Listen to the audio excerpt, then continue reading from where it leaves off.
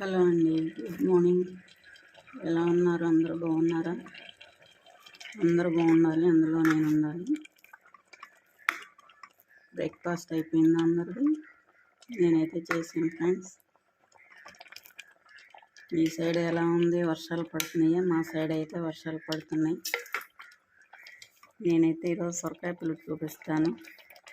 First సొరకాయని మామిడికాయ వరుగులను వేసి కుక్కర్లో వేసి 4 విజిల్స్ రానిచ్చాను. సొరకాయ గింజలు కూడా వేసాను. లేత గింజలు అయితే బాగుంటాయి.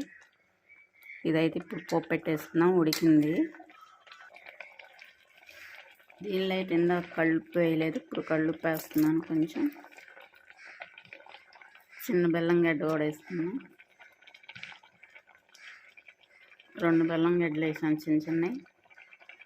దీన్ని అయితే పోపు పెట్టుకున్నప్పుడు ఆయిల్ హీట్ అయింది, తాలింపు వేసుకున్నాం. కొంచెం ఉల్లిపాయలు వేసుకున్నాం, కరివేపాకు,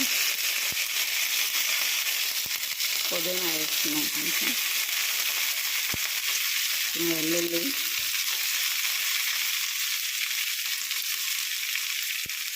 పచ్చిమిర్చి అండి, అంతే.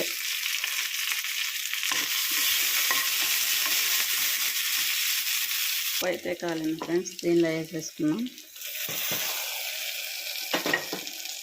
ఎమ్మి సొరకాయ పులుసు రెడీ అయిపోయింది ఫ్రెండ్స్. సొరకాయ చాలా బాగుండుద్ది, చాలా మంచిది కూడా. మనం నీరుండ వెజిటేబుల్స్ ఎక్కువ తీసుకోవాలి కదా. సొరకాయ, దోసకాయ అలాంటి వాటిలో ఎక్కువ నీరు శాతం ఉండిద్ది కదా. అవి తీసుకోవటం చాలా మంచిది ఆరోగ్యానికి. ఇలా కొంచెం బెల్లం వేసి పులుసు పెట్టుకుంటే చాలా బాగుండిద్ది. ఓకేనా ఫ్రెండ్స్? ఎమ్మి సొరకాయ పులుసు అయితే రెడీ అయిపోయింది ఫ్రెండ్స్. నా వీడియో నచ్చితే లైక్ చేయండి, షేర్ చేయండి, కామెంట్ చేయండి. కొత్త వాళ్ళు సబ్ చేసుకోండి, లైక్ అయితే ఇవ్వండి ఫ్రెండ్స్. ఓకేనా? ఇప్పుడు మళ్ళీ దోసకాయ కర్రీ కూడా చేస్తున్నాను ఫ్రెండ్స్. ఓకే ఫ్రెండ్స్, ఎమ్మి కర్రీ రెడీ. దోసకాయ కర్రీ కూడా చేస్తున్నాను ఫ్రెండ్స్. దోసకాయ అయితే కట్ చేసుకున్నాను, కొంచెం ఆనియన్స్, కొంచెం పచ్చిమిర్చి. ఆయిల్ అయితే హీట్ ఎక్కింది, తాలింపు పెట్టేసుకున్నాం. ఓకే, తాలింపు అయితే కాలింది ఫ్రెండ్స్. పోపు అయితే ఎక్కువ వేసుకోవాలి, దోసకాయ కర్రీకి బాగుంటాయి పప్పులు ఎక్కువ వేసుకుంటాయి. దోసకాయ ముక్కలు వేసేసుకున్నాం,